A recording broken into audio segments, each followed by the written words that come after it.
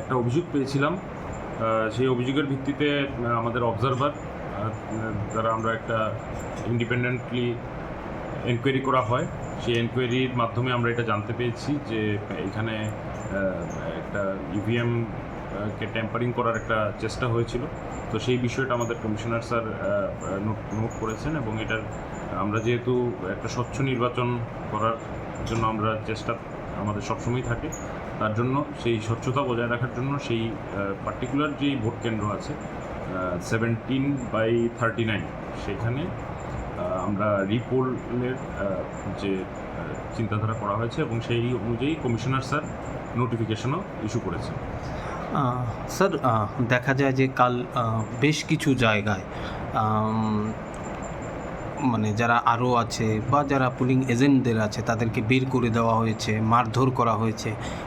শুধু মানে এইখানেই নয়, এছাড়া আপনি খোয়াই বলুন, ওইদিকে আপনার বিলুনিয়ার সাইডে বলতে কুলফির দিকে প্রচণ্ড মানে মারধর হয়েছে সাবরুম সাইডে। তো এইগুলো নিয়ে আপনারা কি করবেন বা কি আপনার প্রতিক্রিয়া থাকবে? দেখুন, সেই রকম আপনারা যেরকমভাবে আমি এখন শুনতে পাচ্ছি সেই রকম বিষয়গুলো আমাদের গোচরে আসেনি।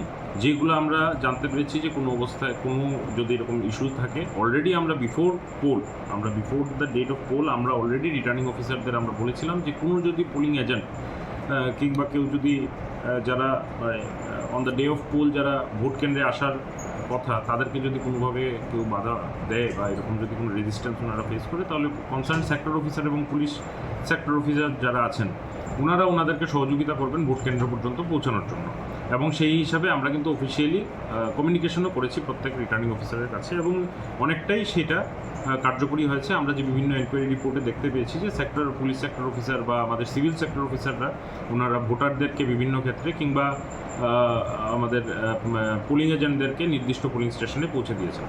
স্পোরাডিক যে ঘটনা ঘটেছে সেগুলা পুরো রাজ্যের নিরিখে যে ঘটনাগুলো ঘটেছে সেগুলো অত্যন্তই কম এবং যাই ঘটেছে তার জন্য তদন্ত হচ্ছে এবং যেটাই তদন্ত সাপেক্ষে যেটা রিপোর্ট আসবে সেই হিসাবে ব্যবস্থা নেওয়া হবে। কালকে মানে এই ধরনের অপ্রীতিকর ঘটনা মানে যেগুলো আপনার নজরে বা আপনার নজরে এসছে বা এনকোয়ারিতে এসছে, এরকম কটা ঘটনা? এরকম তো law and order related issue হলো কমপ্লিটলি আলাদা, সেটা ভোট কেন্দ্রের ভিতরের কোনো ঘটনা নয়।